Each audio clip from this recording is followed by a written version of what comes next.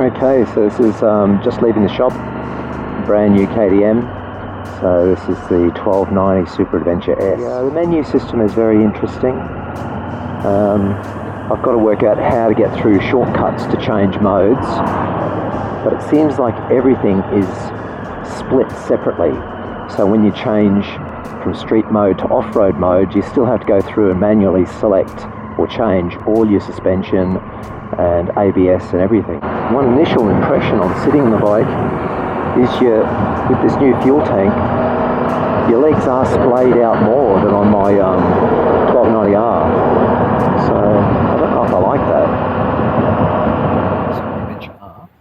So I've had this one since 2017, and I'm replacing it with the Super Adventure S. So I'm still planning on doing the same amount of dirt, but this time I just wanted to take advantage of the new radar cruise control and also the electronic suspension.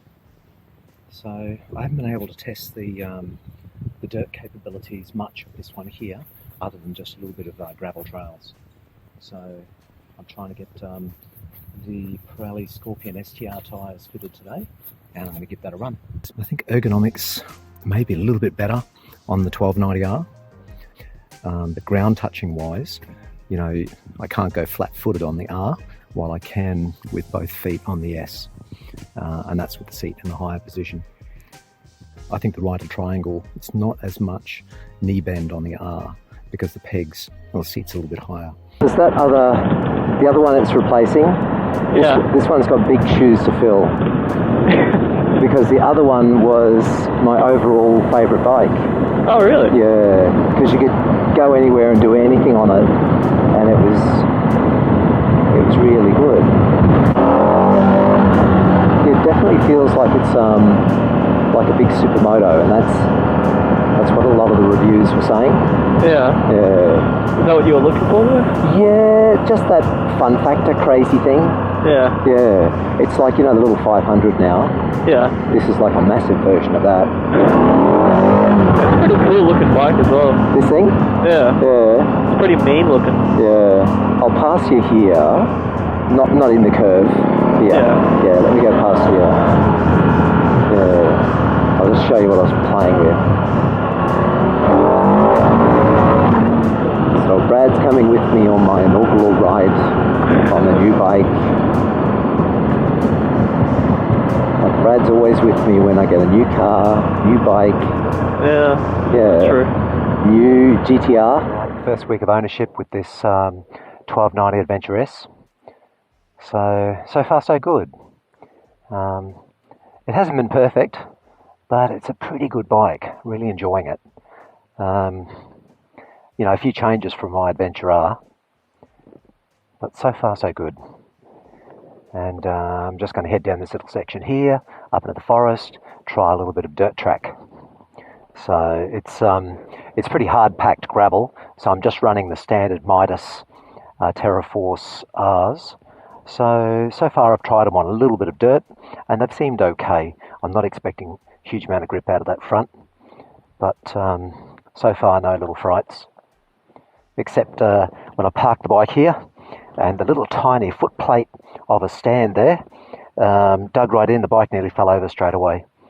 So I tried to bring my Touratech foot plate from the Adventure R. I was trying to put that on there, but annoyingly they've changed the shape of the foot plate, so I'm going to have to get something different for that. So just out trying a little bit of dirt here. So I put the mode in rally mode, and I'm trying the suspension in off-road. I tried it in auto, it seemed okay.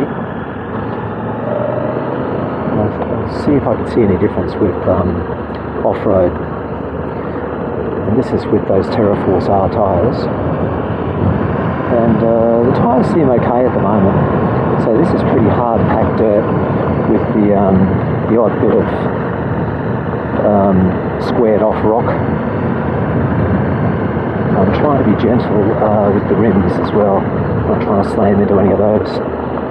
So I don't know, compared to the R setup seems to soak up the bumps better. Whether that's the suspension, the larger wheels, or the spoked rims, whether that's how much of each of those actually contribute to that, I'm not sure. It's not just, you just sort of notice that this one feels the bumps a little bit more.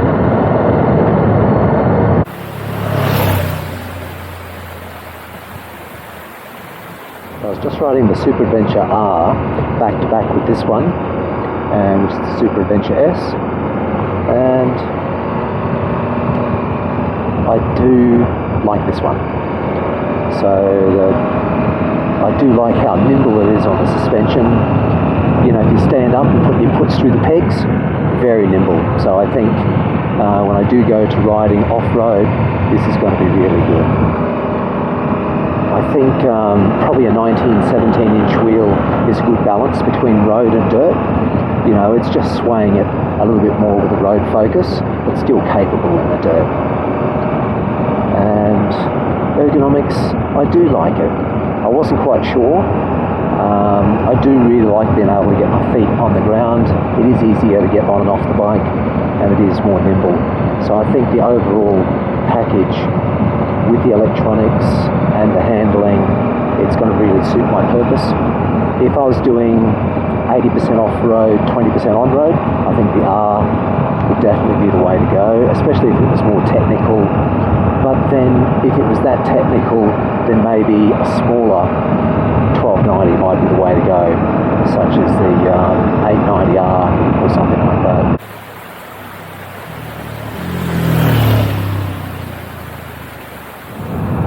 So I've just had the Pirelli Scorpion Rally STRs fitted to my Super Adventure S. So it's the 120 front and 170 rear. So in a knobby pattern, it certainly looks like a huge bit of tyre. And yeah, first thing I noticed, maybe because on this bike I've got the standard exhaust and the bike's quieter, I noticed a bit of a howl coming from the tyres. But you know, it's only because, you know, I've just noticed the difference in the tyres. And but it might only be like a 1 out of 10. And it seems like it's more coming from the front than the rear. So I've ridden with a lot of Sunsets lately, and they're all looking really nice. So I've just had these Pirelli Scorpion Rally STRs fitted to the Super Adventure S. So I tried them on the R, and I thought they were very good. They're very good at dry bitumen, wet bitumen, and off-road, so hard pack type stuff. They wouldn't be good in mud or deep sand. But I've not found any other knobby to actually be grippy in the wet. So these are actually quite amazing. So this Super Adventure S is actually going to replace my R. And one of the questions I'm trying to answer is this as much fun in the dirt? So just put the suspension into off-road, turn the rear ABS off, put the throttle into off-road mode. So I came along this road only, let's see, 2 hours ago, and I was on the other tyres. I was on the Midas Terraforce R's. So they did quite okay.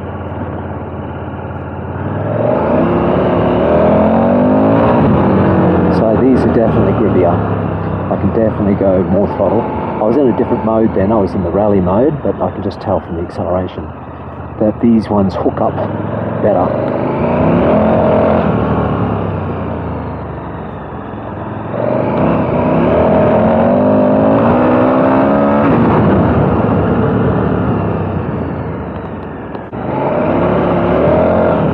So they communicate really well, these tyres. So they sort of slide a bit, and it's not like a big let go, it's a progressive slide. So you can balance it on the throttle.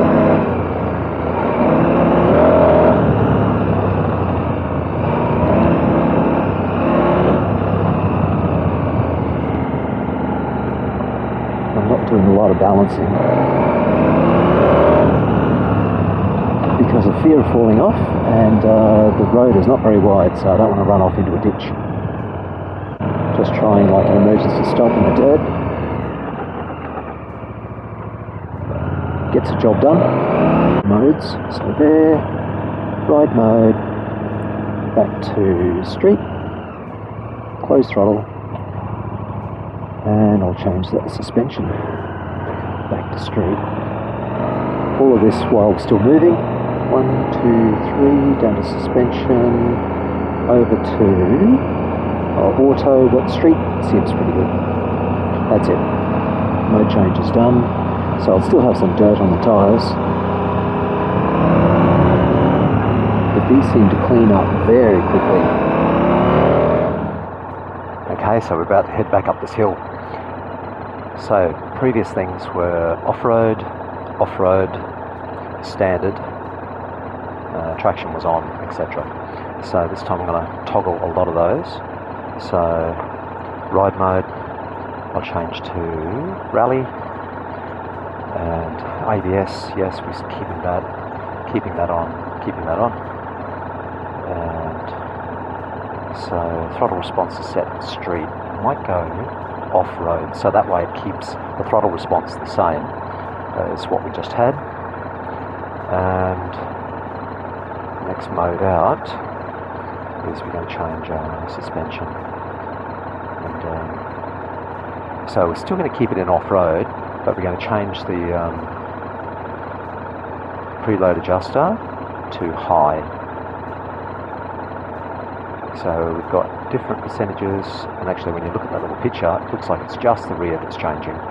So I might try the here, high, anti-dive, I might go off, because anti-dive is probably designed better for braking heavily coming into corners on the road. So here we go. So we've got rally mode, which is that symbol there. Off-road, that's the same. Off-road, that's the same. High, that's different. And that's the same.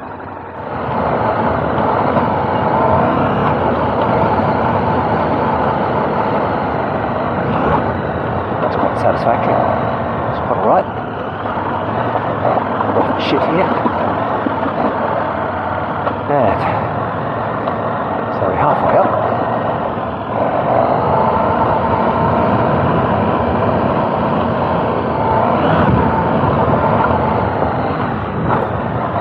The rear is more solid that time.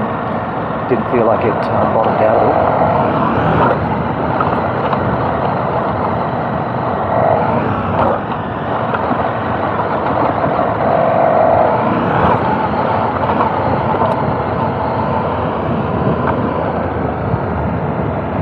The more I ride it, the more I think, no, this is good, all over package, really good. Transitioning on this doesn't seem too bad at all.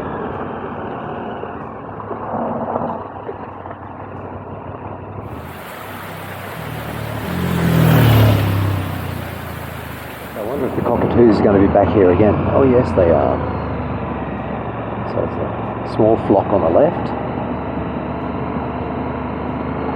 one on the lamppost, another little flock on the right, and another huge flock on the left. Man, they just love this place at sunset. Hey, I just wanted to summarise the benefits of my experience with this bike over 2,500 Ks. So I've had it now about 3 or 4 weeks. It's had its first service, and some of the things I really liked would be the ergonomics of this bike. So I like the rider triangle, the sitting position, the seat is pretty comfortable, and I did notice a little bit of vibration through the bars and through the pegs. So I've just kept the soft inserts on the pegs. I added the cushioning to the PDS sort of dampening system for the handlebars, and I think that's pretty good. And other aspects of the ergonomics, I think the screen is on a bit of it's in a sweet spot. It's not too little, not too big. So most of the time on the road, I run it in the highest position. And so if you're just going to go down off-road, decrease the risk of you hitting your head on the helmet, or if you want to increase the airflow you're getting in these hot environment conditions, you can just wind it down. It is pretty easy. It is easier than the old bike, which was my 1290R, to get it up and down. It's still a one-handed operation from either side of the sitting position. And other aspects, noise-wise, I do like the standard exhaust. So I think I'll just be keeping it this one. The Acro does sound pretty mean on the R model, but I like the quieter aspect of running the standard exhaust on this. And also, I don't think it looks too bad. I think the weight saving is probably trivial when you're dropping back to the other Acro exhaust, and generally they're about an extra $1,800, so that could be money well saved. Another ergonomic advantage is they've redesigned the radiators, so you've got twin radiators and you've got fans directing the heat out away from the rider. Now it's winter at the moment, so I'm actually missing that heat. I've noticed that I'm feeling a little bit colder, especially on my legs on the bike. But it'll be interesting to see how it comes to summer. I noticed with the other bike, depends on the riding pants you're wearing, you might feel heat a lot more in jeans, but in good riding pants, you don't really notice that. It hasn't been a problem really. So other aspects I like about the bike is the electronics. I think they're pretty good. They've been integrated really well on the bike. So I found the adjustability pretty good. I would like a few more sort of hotkeys. On the right hand side you've got the custom button 1, 2, and you can sort of configure that to pretty much what you want, except I would really like to be able to put suspension on there, so maybe that might come as an update on the bike. But the screen layout's pretty good. Ergonomics of using the switchgear is pretty reasonable. People did complain that the indicators, the ergonomics are a little bit different. I found you do get used to it. It is a little bit odd on the feel, but yeah, it's quite reasonable. And you know, the engine, same as the R, it's extremely good, very tractable. It's really smooth, very linear. And when I was taking the other bike off-road, often I just leave it in street mode, which gives you the full 160 horsepower, and I just run that without the traction control.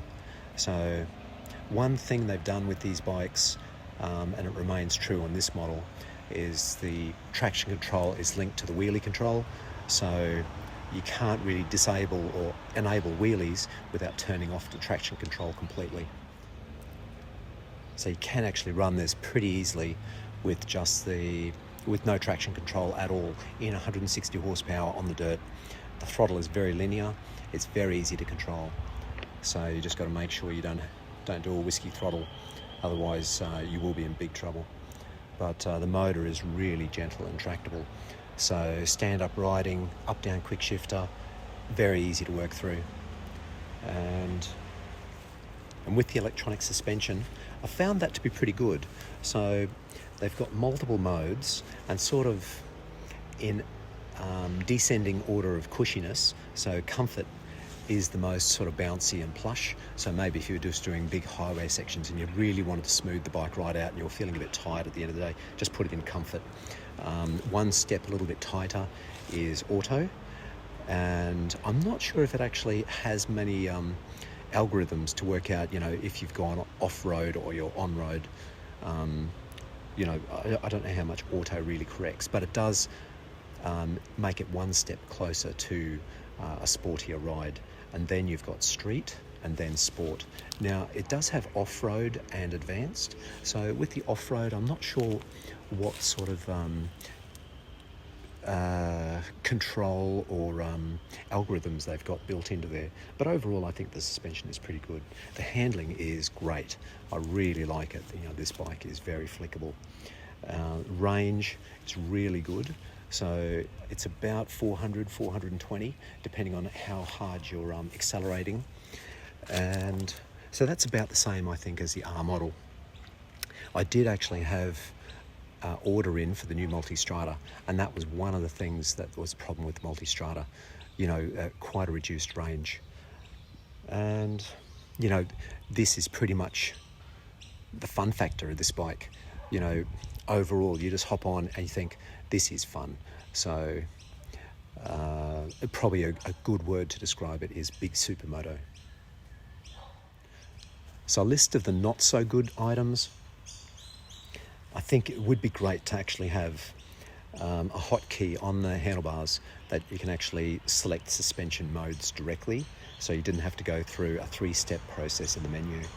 I wish that the anti-wheelie wasn't tied to the traction control, and I would like the modes to actually be fully customizable so that you chose, you know, a road, a sport, an off-road mode, and then you could tie all your suspension settings, whether you want road or off-road ABS, all of those items. It'd be good if you could tie them, and then you can just choose one setting. You can say, okay, now I'm going off-road, and then you just flick into off-road.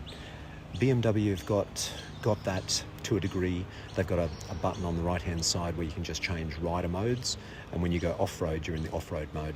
And I think Ducati have taken that, you know, to a very desirable level where you can customize every particular mode. That's probably the optimal.